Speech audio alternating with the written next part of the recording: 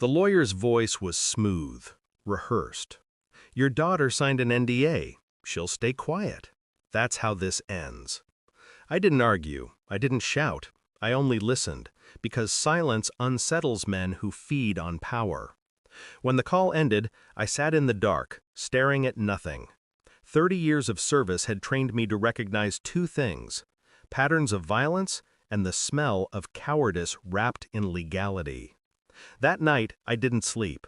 By dawn, his $80 million penthouse had one less functioning security team. They were breathing, but hospitals could deal with that. When he woke, he wasn't in silk sheets. He was chained to his own bed, wrists cut by steel cuffs. The man who thought money made him untouchable was suddenly small, stripped of all theater. I leaned close, voice low enough to crawl under his skin. Lesson 1, I whispered. Fear doesn't start when you see the cage. It starts when you realize you built it yourself. I didn't strike him, not yet. Violence is noise. Noise is weakness. I studied his face, the confusion mixing with arrogance, the way spoiled men cling to entitlement like armor. He thought this was extortion, some military thug cashing in. He didn't understand it was personal. When I looked at him, I saw my daughter in the parking garage, keys clenched in her hand, his shadow behind her, his voice dripping with power, knowing she needed the job, knowing she couldn't scream without losing everything. Her silence at dinner the night it happened told me more than her words ever could. She smiled too tightly, laughed too quickly.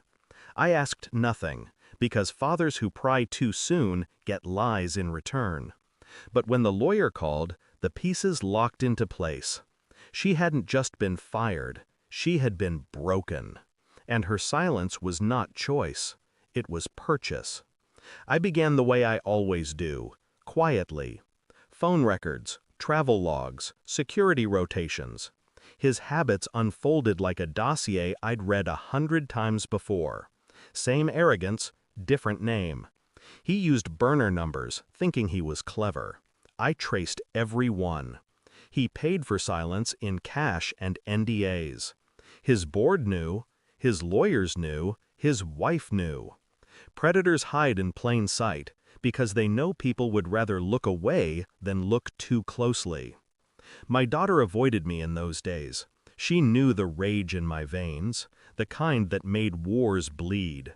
She wanted me to stay ignorant, but ignorance is death.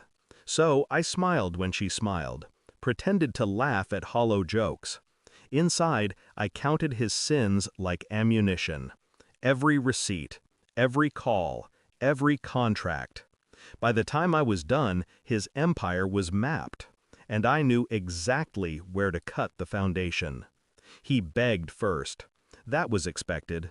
They all beg when the money can't open locks. But I wasn't after money. I was after truth. I slid the folder across his chest. Photographs, statements, bank transfers. Names of women buried under silence. The weight of every NDA he'd signed. His face drained. Arrogance collapsed into panic. He realized I hadn't just come for him. I dug up the bones he thought were buried forever. He stammered excuses, said they wanted it, said they agreed. The words of men who've never had to pay for their appetites. I said nothing. I only let him read every page, until his breath hitched, until his eyes begged me for mercy I did not carry. When his tears came, I finally spoke. You built a kingdom on silence, I said. But silence cracks under truth. I pressed a flash drive into his palm. Every crime documented, every witness protected, every trail ready to burn his empire down. I already sent copies, I told him. Your board has them, your wife, the press. By the time the sun sets, the man you were will be unrecognizable. He screamed, tugging against the chains, pleaded, promised, offered me everything. I leaned close, so he could feel the cold edge of my calm. This isn't about money. This is about my daughter, and you will remember her name every day for the rest of your ruined life. I left him chained in his own penthouse, drowning in panic. I didn't need to kill him. The truth would. By the time I reached the street, sirens already cut through the city. The empire he built on fear was already ash. I didn't call my daughter. She didn't need to know what I had done. She only needed to see the world shift. Her abuser reduced to nothing. Her silence no longer currency. I walked into the night without regret. No pity, no hesitation. 30 years in war taught me one thing. Revenge isn't fury. It's clarity. And clarity is the sharpest blade a man can wield. Thanks for watching. Don't forget to like, share, and comment. Subscribe now to Cheating Stories Insight World for more amazing stories.